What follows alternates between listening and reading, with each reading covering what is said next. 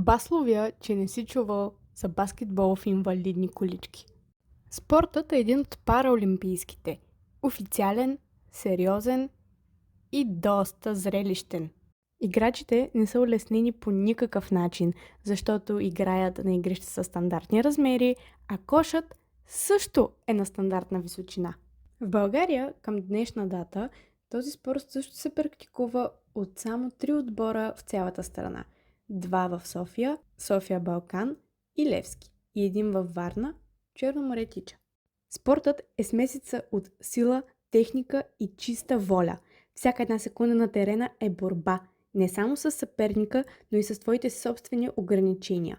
Или по-скоро с това, което хората наричат ограничения. Въпреки многото пречки, като липсата на достъпни зали, липсата на обучени треньори, недостатъчното средства и внимание, които се обръща на тези хора, те всеки път, когато излязат на терена, се борят като истински войни. Баскетболът в инвалидни колички е възможност. Този спорт развива не само тялото, но и ума.